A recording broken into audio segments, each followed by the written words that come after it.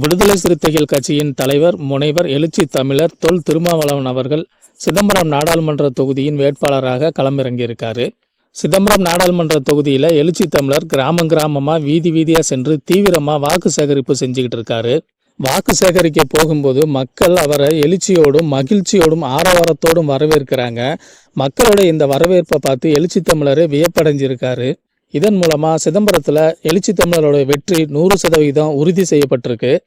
தொகுதி முழுக்க எழுச்சி தமிழருக்கு இருக்கிற ஆதரவு கண்டு தாங்கிக் கொள்ள முடியாத பாரதிய ஜனதா கட்சியின் வேட்பாளர் கார்த்தியாயினி எழுச்சி தமிழருக்கு எதிராக அவதூறான கருத்துக்களை தெரிவிச்சிட்டு இருக்கிறாங்க. தொடர்ந்து எழுச்சி தமிழருக்கு எதிராக பொய்யான தகவலை சொல்லி வாக்கு சேகரிக்கிற கார்த்தியாயினி சமீபத்துல தனியார் தொலைக்காட்சி ஒண்ணுக்கு பேட்டி அளிச்சிருக்கிறாங்க. அந்த பேட்டியில அவங்க சொன்ன பொய்யை நீங்களே பாருங்க. தேர்தல் அறிக்கையில ரயில் பாதை இதெல்லாம் கொடுத்துருக்காங்க. இது இந்த மக்களுக்கு தேவைதான். பட் அதை நடைமுறைப்படுத்துறதுல இதுக்கு முன்னாடி 5 ஆண்டு காலத்துல ஏதாவது சிரமங்கள் இருந்துச்சா? சிரமங்கள் இருந்துச்சான்னா முதல்ல போய் சந்திச்சாரா தெரியணும். ரயில்வே துறை அமைச்சரை போய் சந்திச்சார், மத்திய அமைச்சரை சந்திச்சாரான்னு தெரியணும். அது இருக்கு.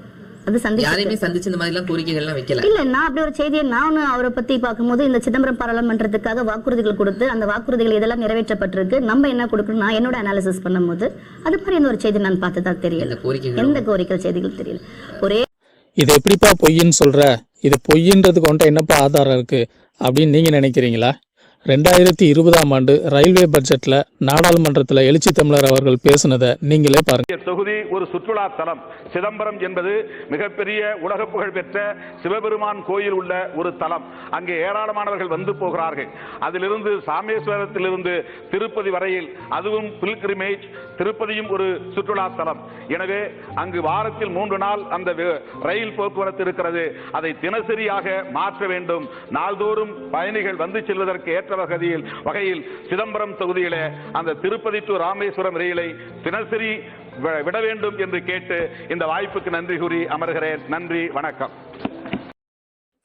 ஒரு நாடாளுமன்ற உறுப்பினர் தன் தொகுதிக்கான தேவையை, மக்களோட எதிர்பார்ப்பை நாடாளுமன்றத்திலேயே பேசியிருக்கும் போது சிதம்பரம் தொகுதிக்கு ரயில் சேவை தொடர்பா திருமாவளவன் எங்கேயும் பேசவே இல்லை, யார்கிட்டையும் எந்த கோரிக்கையும் வைக்கல அப்படின்னு பொய் சொல்லி மக்களை முட்டாளாக்க முயற்சிக்கிறாங்க இந்த பாரதிய ஜனதா கட்சியோட வேட்பாளர் கார்த்தியாயினி.